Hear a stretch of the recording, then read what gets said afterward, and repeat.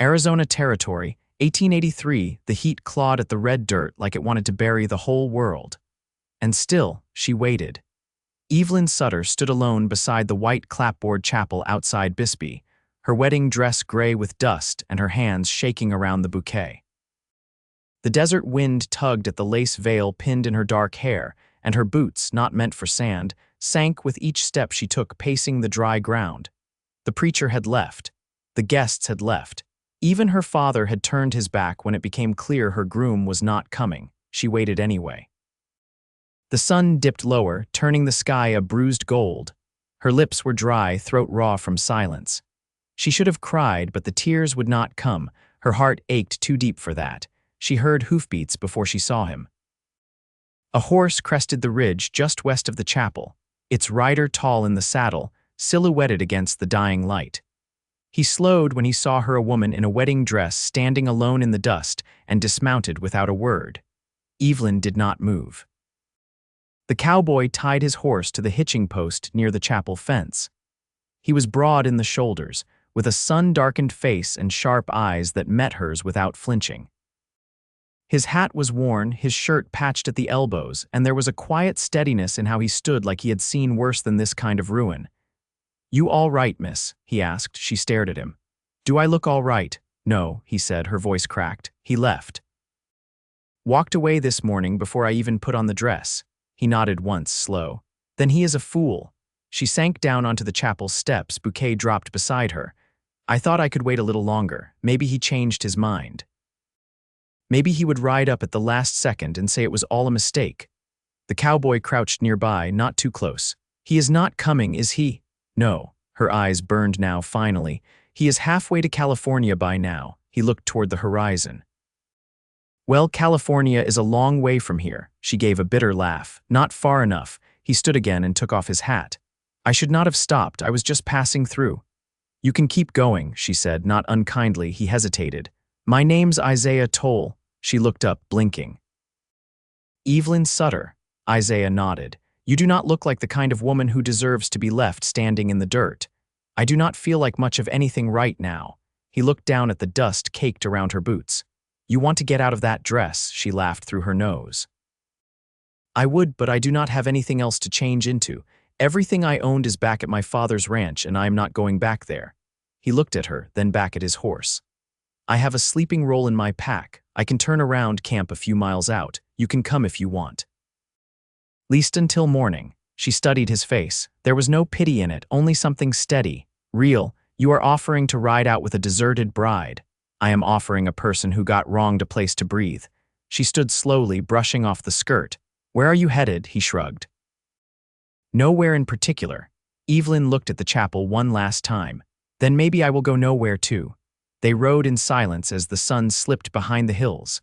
The desert cooled fast, and the shadows stretched long across the trail. Isaiah led them to a quiet spot near a dry creek bed where a few scrub trees offered some cover. He built a small fire, careful and quiet, and handed her a tin cup of water before taking a seat across from her. "You always help strangers like this?" she asked. "No," he said. "But you are not just some stranger. You were standing in a wedding dress, waiting for someone who did not show. That ain't something a man forgets." She looked down at the cup in her hands. "I was supposed to be married today," he nodded. "I know." They sat quiet for a while. The fire popped. A coyote howled somewhere far off. Then, carefully, Isaiah reached into the pocket of his coat.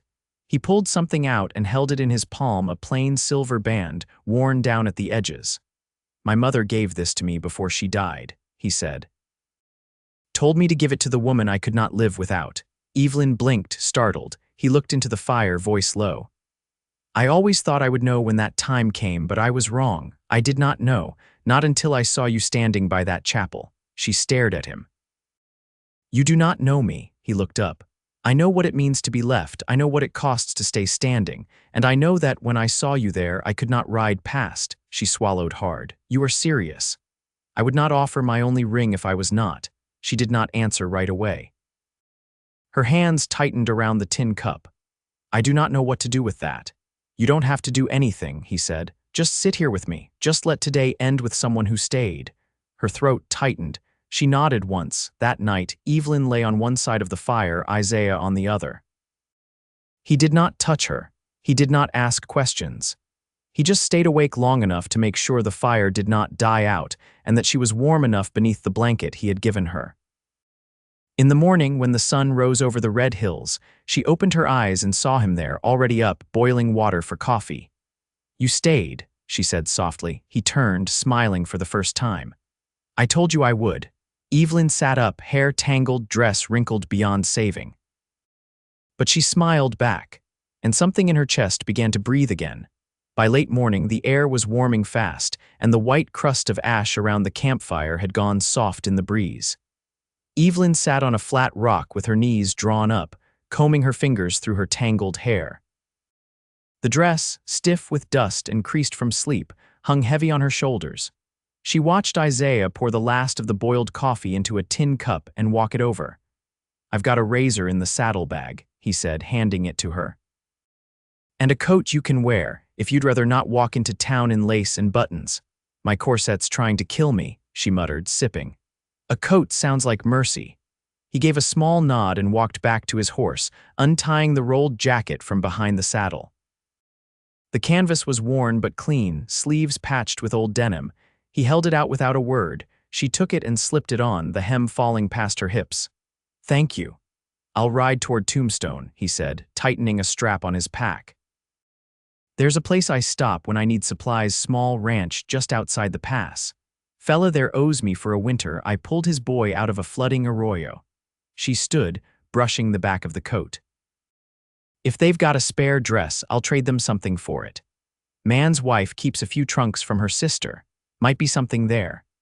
They rode side by side into the shallows of the morning, the desert waking to birdsong and the scrape of hooves against stone. No one spoke for a long while.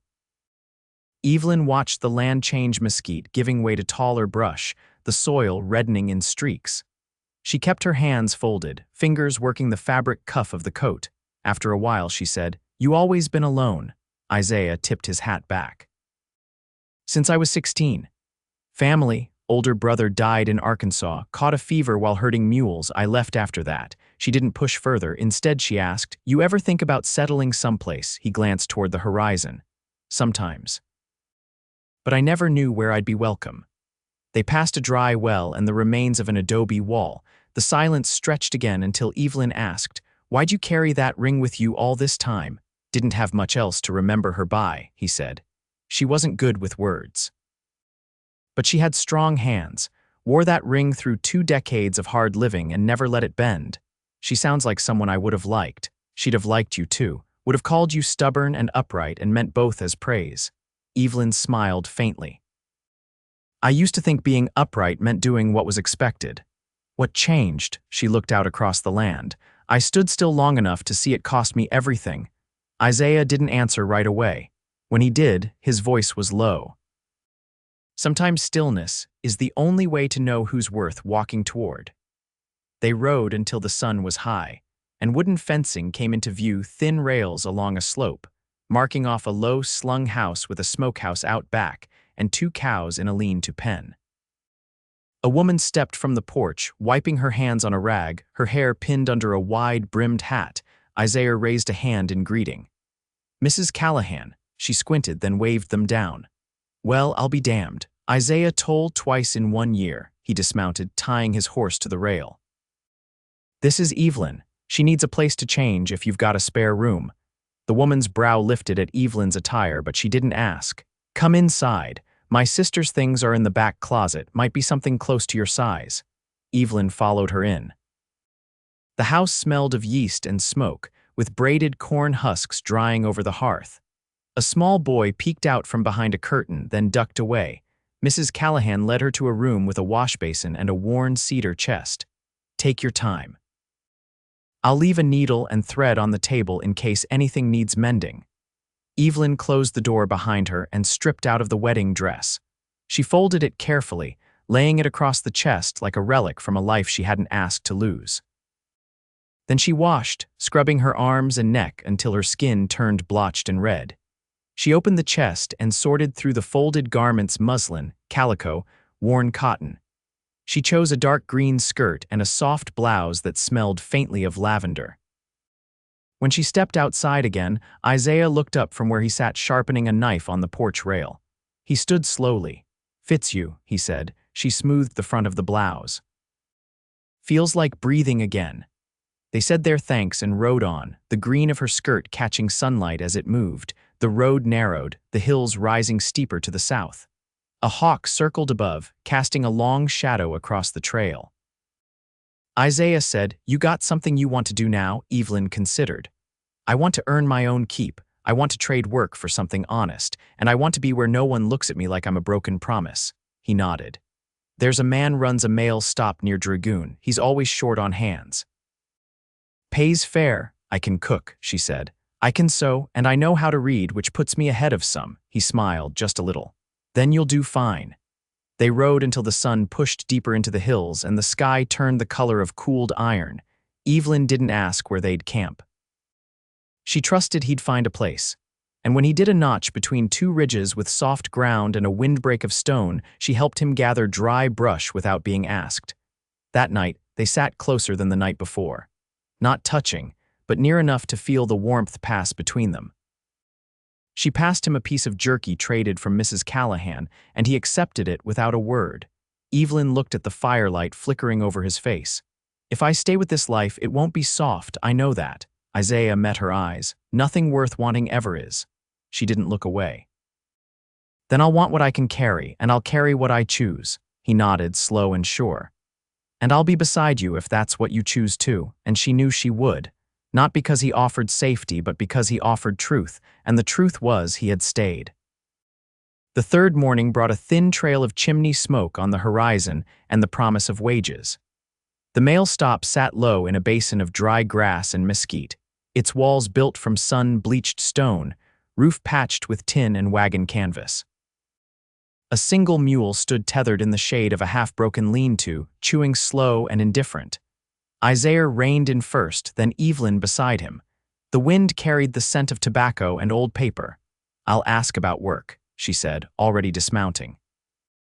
Isaiah stepped down and gave a quiet nod, but stayed near the horses, letting her lead.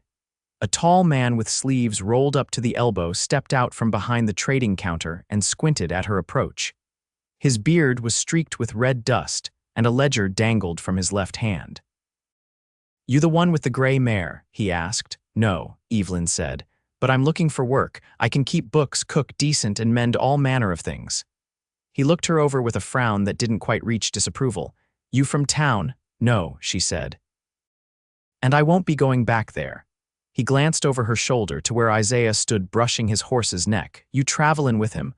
"I am. You married?" Evelyn didn't flinch. "Not yet."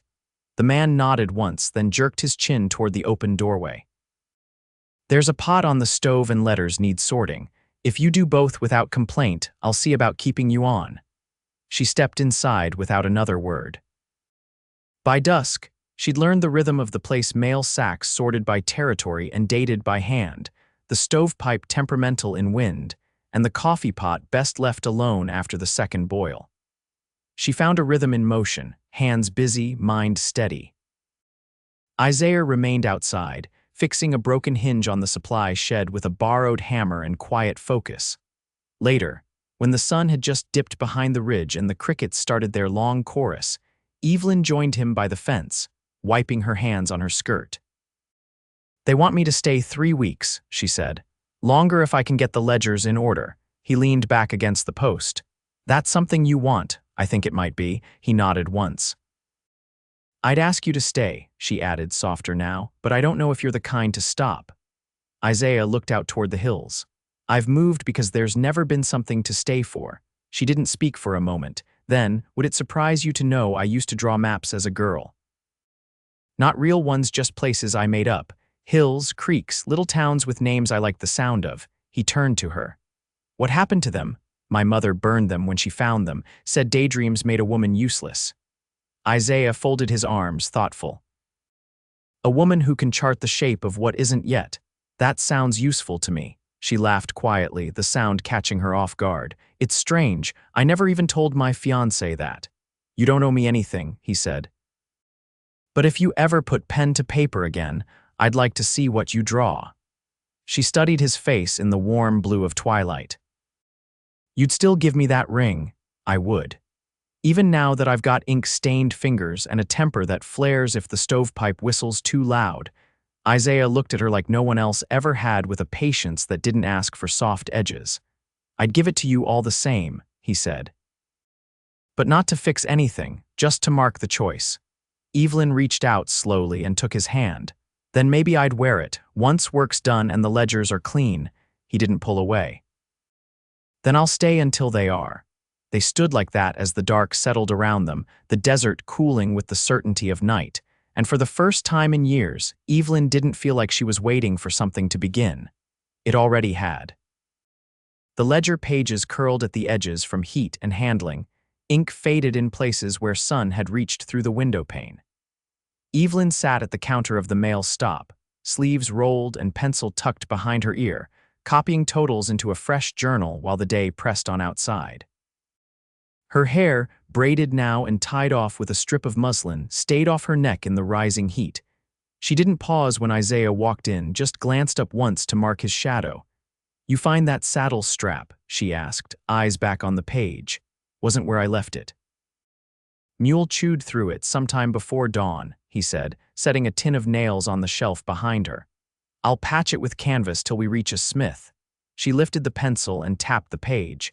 "You ever think about learning the trade yourself?" He leaned against the doorframe. "I fix what I need. Ain't the same as knowing how to shape the thing right. You've got the hands for it." Isaiah tilted his head. "You've been watching my hands." She didn't look over. "I've seen them work. That's all I need to know." He stepped further into the room, boots quiet against the oak plank floor. "You always this certain about folks?" "No," she said, crossing out a number and writing beside it. "But I'm learning how to be." He waited, then asked, "What about yourself?" She paused. "I'm not sure yet. The woman I was before doesn't fit anymore, and the one I'm becoming still surprises me." Isaiah folded his arms. "I like the one who tells her own story." She sat back in the chair and studied him. "You say that like you've seen someone lose theirs." He nodded once. "I have." Evelyn closed the journal. "Tell me." Isaiah didn't answer right away. He stepped back outside and she followed, blinking against the brightness. The wind had picked up, snapping a loose flap of canvas against the side of the shed. He walked toward the edge of the clearing where a wide cottonwood stood alone, its bark scored by old weather. "There was a woman I worked alongside in Texas," he said, resting a hand against the tree. "Widow, ran her own land after her husband passed sudden. She was proud, smart. Folks didn't like that she didn't ask for help." Evelyn stood beside him, watching the wind stir dust into low swirls. One season, cattle sickness swept through. She lost over half her stock. The bank circled. She didn't bend, but they didn't care, foreclosed before winter. "Last I saw her, she was walking away on foot, head high." Evelyn whispered, "That's not a story folks write down." Isaiah looked toward the low hills. "No, but I remember it." She reached out and touched the tree's rough bark. "I think I would have liked her. You remind me of her," he said, quiet. Evelyn turned to look at him, her voice steady. "I'm not afraid of loss anymore, only of standing still in the wrong place." "You're not," he said. "Not anymore." A crow called from the ridge, its wings casting a brief shadow. Evelyn stepped closer, the toe of her boot brushing his. "I've been thinking." "About what?" "About that ring." Isaiah's expression didn't change, but something in him stilled. "I'd like to wear it," she said. "But not until we leave this place behind." He nodded slowly. "You want to finish what you started here first." "I do," she said. "I want to earn the end of this chapter." Isaiah looked down at her hand, resting against the tree. "Then I'll wait as long as you need." "You won't have to wait long," she said, and for the first time since the chapel, her voice carried ease. They went back inside, the room warm with late afternoon sun. Evelyn returned to the ledger, and Isaiah crouched beside the supply shelf, sorting bolts and nails into neat rows. They didn't speak much after that, but silence sat easy between them, like something chosen. Later, as the sun dipped behind the far ridge and the last of the male riders passed through, Isaiah unrolled their bedrolls by the shed, and Evelyn brought out 2 tin plates of cornmeal and beans. They ate beside the fire, knees nearly brushing, and when she handed him the last biscuit, he broke it in half and gave her the larger piece. She didn't thank him. She just took it and leaned against his shoulder, quiet and sure. The stars came out slow. Neither of them moved. The wind shifted on the sixth morning, carrying the scent of creosote and damp earth rain had fallen somewhere east during the night. Evelyn rose before the others, slipping out to the back corral where the fence line had come loose in the wind. She fetched a hammer and mended it herself, her jaw set, fingers chapped from work. Her green skirt was dusted at the hem, her boots scuffed, and her arms bore the faint ache of days spent hauling feed and sorting supplies. Still, she moved with quiet satisfaction. By the time Isaiah stepped out of the bunkhouse, dawn had deepened into gold, and she was already ladling water from the barrel near the door. "You didn't wait," he said, voice still rough with sleep. "I was up," she replied, handing him the dipper. Fence needed fixing. He drank, then passed it back to her. "You planning to take over the place? I like knowing things are done right," she said, wiping her hands, "and I don't mind the work." They walked together toward the storage shed, the silence companionable. Isaiah paused at the threshold, eyeing the sky. "Storm might roll in by dusk," he said. "Sky's got that lean look." She followed his gaze. "If it comes, it comes." They spent the day inside sorting crates of dried goods just delivered by wagon. Evelyn found herself humming as she worked, a tune she hadn't heard in years, half-remembered lullaby her mother used to hum when no one else was listening. Isaiah didn't interrupt. He listened, folding burlap sacks and stacking them in a corner. After midday, the station master approached her with a slip of paper and a quiet nod. "Ledger's balanced," he said. "You've done clean work. If you want to stay on permanent, I'd be glad to have you." Evelyn looked to Isaiah, then back at the man. "Thank you." "But I won't be staying." The man tipped his hat. "Didn't think you would." That evening, under a sky bruised with stormlight, she packed her things into a small canvas roll. Isaiah waited by the horses, the same silver ring in his hand, thumb brushing the edge. She stepped up beside him, her voice steady. "I'm ready." He didn't speak right away. Then quiet, "You sure?" "I am." Isaiah took her hand and slid the ring onto her finger. It fit snug and warm, as if it had been waiting. She looked down at it, then up at him. "I don't want a church or papers," she said. "I just want a life, one we make ourselves." He nodded. "We'll take it day by day." They rode west that night, beneath an indigo sky lit by distant flashes of lightning. The storm never reached them, but the sky wept briefly on the far horizon, as if marking the end of something old and the beginning of something true. They settled outside of Tubac, on a rented patch of land where mesquite grew thick and the soil held just enough promise. Evelyn took to keeping hens and planting beans in straight rows. Isaiah built a lean-sided barn and traded labor for a pair of mules. They built their home with their own hands, mud brick, low-roofed, shaded by a cottonwood they planted from seed. He learned to shape leather from an old vaquero who passed through with nothing but a pack and stories. Evelyn stitched her first map on cloth, tracing the hills and arroyos they came to know by heart. She sold it to a traveler looking for water routes and made another, then another. People began to ask for them. She signed each one with a small pine tree drawn in ink, the only thing she remembered clearly from her imagined childhood lands. They never counted the years, but they marked the seasons by the first frost, the mesquite bloom, the return of the white herons in spring. One morning, not long after the first tomatoes ripened, Evelyn sat on the stoop brushing dust from her skirts. Isaiah came to her with a letter from town, unopened, the paper creased at the corners. She read it slowly, lips parted, then looked up at him. "My father passed," she said. "Left no will, the ranch went to auction, he waited." "I don't want it," she said. "I just thought you should know." Isaiah reached for her hand. "He never made space for who you are." "No," she said, "but I did." He kissed her then, slow and certain, and the world settled. Their days stayed simple. Neighbors came and went. A childless couple down the road passed on a milk cow and called Evelyn daughter without saying it aloud. Isaiah taught a young boy how to make reins from hide, and Evelyn taught his sister how to read the stars on cloudless nights. They never spoke of what might have been, only what was and what would be. And what was good, Years passed, and the cottonwood by their door grew tall enough to cast full shade by mid-morning. Evelyn's hair turned silver at the temples. Isaiah's hands grew slower but no less strong. They loved each other without need for show through the way she cupped his face at dusk, the way he always left fresh water in the basin before she rose. And when neighbors spoke of them, they never called them a woman left behind or a man passing through. They called them Evelyn and Isaiah. And that was enough.